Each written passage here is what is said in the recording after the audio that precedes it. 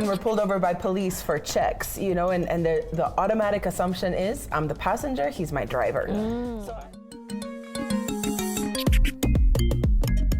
And that was Your Love is Amazing by Rebekah Dawn and Bethu. Isn't it amazing? Isn't it a beautiful song? And guess what? Rebekah Dawn is here with her husband, Allan Sucre.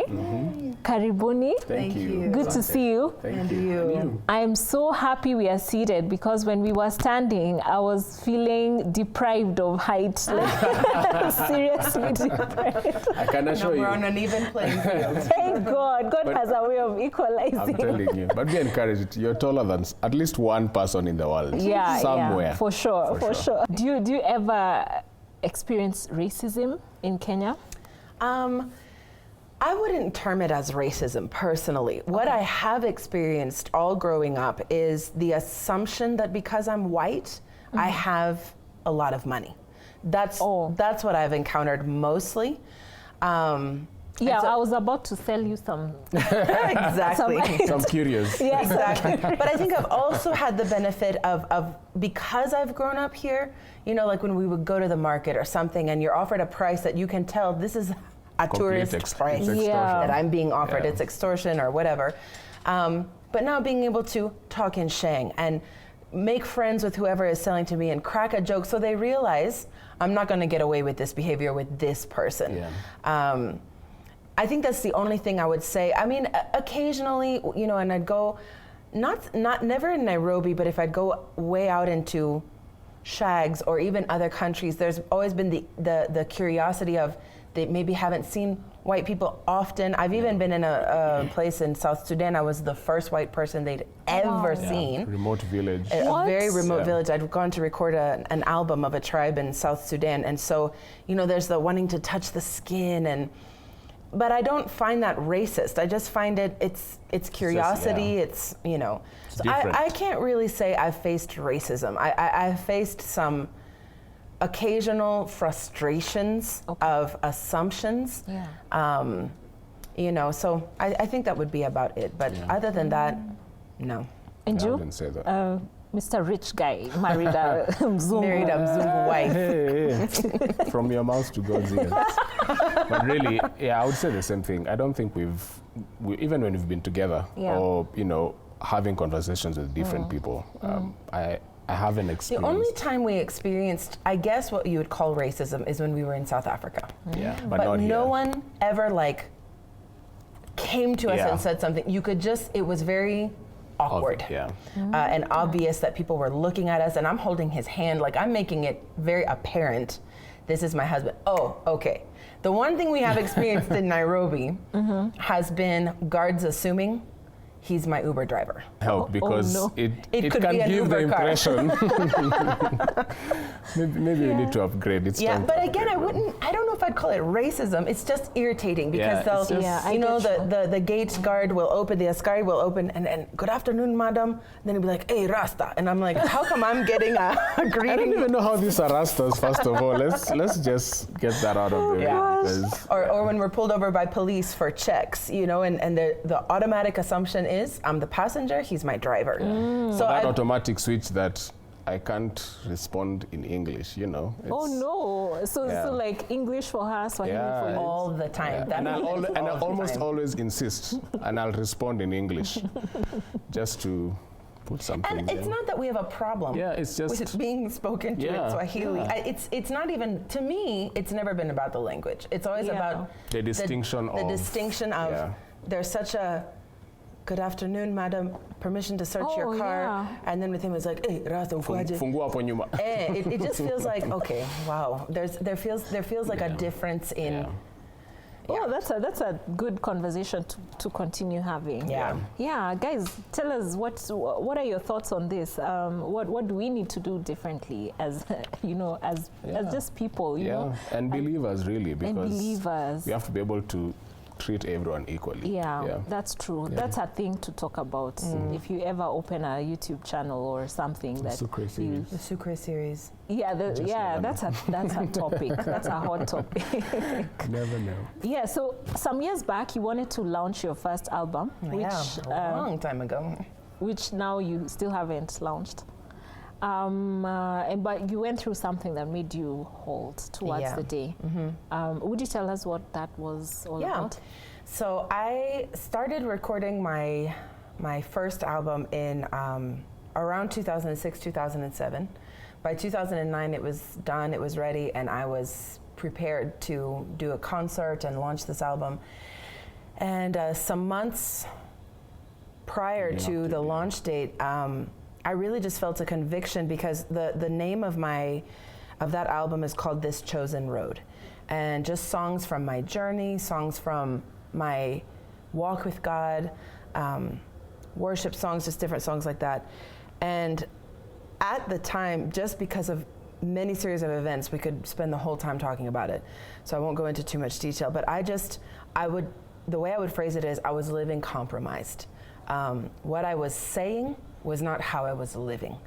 And what I was saying was true and right and godly and the scripture, but how I was living was not in line with that. It was the whole preaching water and drinking wine type of situation. And so I really felt a conviction because, you know, my favorite scripture in the Bible is Psalms chapter 40, verse 3. And it says, He's given me a new song. He's put a hymn of thanksgiving in my heart. And then it says that many shall see and fear and put their trust in the Lord. And it's always struck me so much, and especially in that season, this is when I got this whole revelation, is it says that the new songs God has given us, people will see them. It doesn't say that they'll hear them. And so it's what they see that causes them to put their trust in the Lord.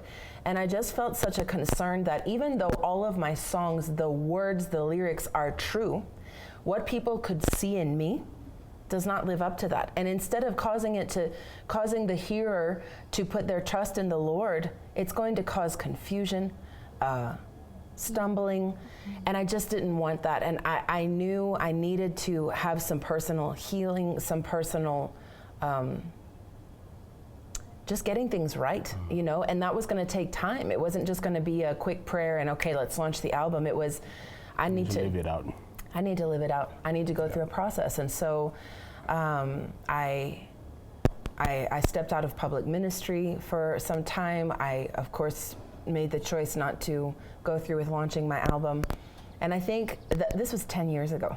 And I think since then, of course, I went through a couple of years of just really being quiet and not publicly doing anything. Now, privately and personally, I'm meeting with my pastors, my counselors, and just going through the day-to-day of being. I don't know if you've ever experienced it, but the emotions of repentance lift very quickly. You know, in the moment, you're like, I'm so sorry, I'm gonna do right. And after a week, you're back to, you know. Yeah. And I needed to get past that place of the emotions have lifted. This is not just an emotional thing I'm doing. It's not just in the moment, I feel sorry, so I'm gonna make some big changes to my life. It was I need to live this. Yeah. It's a course change. It's a testimony change. And so I think over the years, it's just kind of been, hey, we should launch my album this year. And then I get busy with church things and I'm getting married and then COVID. It's just every year there's kind of been a something. And you know, as we had alluded to earlier, Allan and I are so busy doing other things. Music, Rebekah Dawn it's such a small part of what I do. Yeah. And so I've just been really at work in other areas and at work in other things and just trusting when the time is right, it's gonna come together. And so until then, let me be found faithful in these other things that I'm doing. And so we still haven't launched it. So my album now has about like 38 songs. It's like a three, what do you call it? Three disc. Yeah. Album, yeah. One day we will. I believe one day we will. And I mean, we've released the singles and the videos over time, but it's just we've never gotten around to, okay, let's launch the album itself. So. When you talk about being faithful, another thing you do apart from sing is you're a homemaker. Yeah. I was going to ask Allan, you know, how does it feel to be Margaret Thatcher's husband? You know, the woman with a strong voice and, you know, vocal, she's prominent and everything. Yeah. Is it even like that? You know, now that she says that music is 10% of what she does. Yeah. Is it even like that? And if it is, how is it? I think exactly what you've said. There's so much that people don't get to see, or only get to see. Let me put it that way. And the Bible talks about husbands being the head of the home, wives submitting, and that's what we live by. Does it also submit one to another? Yes, it does, for sure. But a lot of, like you said, what people see is she's the one who's the mouthpiece, but a lot of what happens behind the scenes is us sitting down, talking about what is God saying to you, because I believe we are also called as men to be able to call out the things that we believe God has put in our lives to be able to come out, steward them well. Because at the end of the day, the Bible talks about us being able to present our wives before God. And I have to be able to do that, begin to do that now. But again, I think it's not a case of I'm glad she's the one who's been able to do that, but we do a lot of the work. It's a team effort. I shoot the videos, we develop the content together. And I think she does a lot of the work at home, but ultimately it's a case of dishes? Absolutely. You mean she does laundry? I have no creative bone to cater for our house. If it's not for her, by the way, I would just be wearing a t-shirt here and shorts. Oh, that's nice. But yeah, she does. Again, she does so much behind the scenes that many people don't get to see, and I get blessed by. But like ultimately, what? Like what? Taking care of our home. She's a wonderful cook. I gained 25 kilos. In the first year. Imagine. No, I'm so proud. Yeah, when I knew Allan, he was like I know, so skin and skinny. bones. Yeah, skin and just bones. a sack of bones. Clothes were wearing me. Exactly. Well done. Exactly, Mama. absolutely. She's amazing. She's amazing, and I'm glad. I feel like I should say nice things about you too. Okay, go. I'm just kidding, but it's. I think we are called to be able to bring out the best that we see in our wives, but ultimately steward and put them under the standard of God. That's our calling as the priest and head of the home. I hear you. Yeah. And also, Allan is like, I think a lot of people might envision, Allan's making tea for Rebekah while she's in the studio. Yeah. And Allan's like, running the home while Rebekah's out doing this whatever. International ministry. And I think the reality is, Allan has a job, Allan is at work. We're both at work, we're both really busy. And in fact, if anything, we're so busy, then it's like, Aki, babe, we should put out a song, and we work real hard on it for a week, and then, put it out, and then, okay, go back to real life. Yeah. And I think, as he said, as much as, yes, he's responsible in the covering for me, I also am here as his helpmate, and he has a call of God on his life, and he's got so many giftings and skills. And in fact, I keep telling Allan, if it wasn't for him, I don't think I would have videos, because that wasn't even my idea. Like, that was his idea of, we should do a video, let me shoot it, let me edit it. Like, he is the driving force behind so much of what is visible. It's just, again, because it's my name on it. Yeah, and your face. Yeah, and my mostly, face. Yeah, mostly. So, but we do get to do projects together. I mean, outside of the ones that perhaps don't have, like she said, my name or my face on it. Or you're the feature. Yes, it's Rebekah Dawn featuring Allan Super. But we don't see it like that. Yeah. I don't see it like that. Okay. It's completely team and Wow, so 5 years. Is this gonna be your fifth year? 6 at the end. We're of this in year. our 6th year. Yeah. What impact has singing together had on your marriage, or just doing stuff together? Yeah. Has it made it harder or easier, or nothing? Well, one would. I think because we are both creatives, there's the tendency to. There's the potential for friction. Let me put it that way, because she has an idea, very strong one. I have a very strong idea. And also, we're very different stylistically. Yes. In music. Yeah. In hard music. to believe. When you come up on camera, we think, wow, 2 peas in a pod. But we've had to work on it, because we've had to be able to develop something that we believe we are both comfortable with and is working for the both of us. And also learn to celebrate each other's strengths. Yeah. I'm a far better lyricist than he is. He's a better arranger than I am. So it's learning to just navigate. You know, before I met Allan, I was very adamant I didn't want to marry a creative because I felt like there would just be a marriage full of competition, yes, and outdoing trying to outdo one another and all of that. So I wasn't really open to the idea. But then I met him and it was like, okay, I've never been open to the idea of marrying a creative, but I like the idea of marrying Allan. So it just comes with the package. Comes with the package. Yeah. But yeah, I think it's just been learning how to celebrate what each other is good at and work together. Yeah, just honing in on that and building. But again, I think people might envision we wake up, we write songs, we sing around the house. Yeah. Oh my word, no. No. Okay. Not us. Many days, but I hear you. Not us. Yeah. I hear you. Yeah. I hear you. Yeah. So there's this song you did together. It's called Even Here. Yeah. Beautiful, as all your songs are. Thank you. What inspired that song? That song I wrote, I had been struggling physically for some time. Doctors weren't able to really figure it out why I had this recurring issue. And so there was one night, we had rehearsal that night for our worship team, our band, and which we're both on. And so it was one of the first times ever, I just felt so unwell. I just told Allan, go without me. And I lead this team, so I don't hardly ever miss. In fact, I can't really remember ever missing. Unless you are like out of the country or something like that, yeah. So he went and I was just feeling really frustrated. I had kind of hit my lowest low. And I was alone and I was laying on my bed and I just started crying and I started complaining out loud, like in my prayer. I mean, I couldn't understand, like, God, you have the power to heal and you're not healing. We've prayed, we've asked, you know, we give, we're good people. I work for a church. I work for a church. Like, what is up with you? You know, like, why are you doing this to me?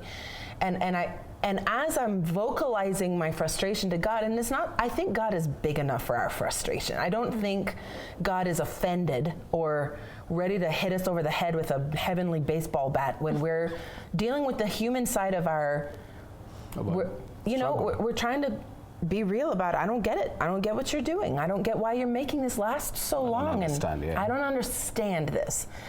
But my tone kind of went from I'm working it out to now I'm accusing God of you are not doing something good. You are forsaking me. You are forsaking me. You're not living up to your name. I became my attitude was not good. And so as I'm having this bad attitude, the thought that crossed my mind is, you know, Rebekah, the enemy is listening to you right now. Oh my. He's learning.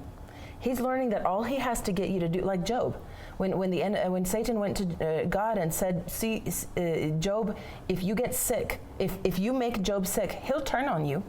And I kind of felt like God had such confidence that he told Satan, touch his health. You can't kill him, but touch his health. See if he'll deny me. And I felt like now I'm the one denying God because I'm unwell and frustrated and sad. So when that thought crossed my mind of, you know, Rebekah, the enemy's listening and he's learning.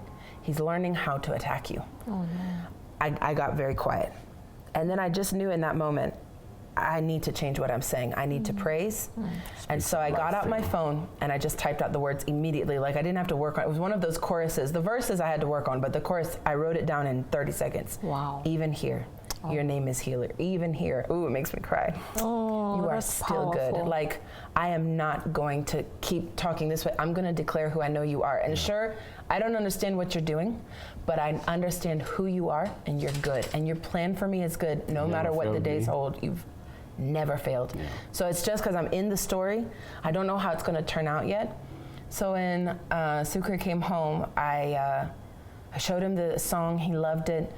And of course, because I'd been unwell, this is a journey we're walking together. Like, anyone who's married knows when your spouse is unwell, it affects you big time. Yeah, so it was a prayer we were both making. And so the next day I was in studio and finished the verses and everything. And just because it was such a declaration from both of us, that God, it was a statement that we were making. Yeah, it was a faith statement. Wow. So we will not be shaken, and we're believing in God. We'll stay faithful in believing in God, even though we don't understand right now. Yeah. So we recorded it, we put it out, and to be honest, the healing that we were waiting for, whether it was going to come by miracle or by medicine, did not come for a long time after that song was put out. So it was a song that, it was our anthem that we had to keep. It wasn't written once, oh, we're over it now, it's easy now. It was still, we're still in it. We're still having to make this declaration of God, you are our healer, and we call you good. If we die calling you good, we'll die. And even the line, because a lot of people have been like, oh my gosh, Rebekah, were you dying? Because the song says, though I live or though I die. But in the moment, you know, when I was writing it, it wasn't my physical body if I die. It was more, if what I think should happen has to die. If the plan I think is a good plan has to die, then so be it. Like if I have to let go of what I think, though I live or though I die, I'm still gonna say, you're a healer and you're good. So it was so precious to be able to do it with him. It was so fun, I loved it. It's one of my favorite songs. And I love the video. But we've come to the end of the show. That's all the time we had. Thank you so much for being with us. And our pleasure. Just let our viewers know where they can find you. Go ahead, babe. All right. Socials. So for Instagram, at Rebekah_Dawn. No. At Rebekah. No. At Becca Dawn. For Instagram, let's start this again. Go ahead, babe. On Instagram, at Becca Dawn, _Dawn. At Allan Osukre, Instagram. For Facebook, Rebekah Dawn.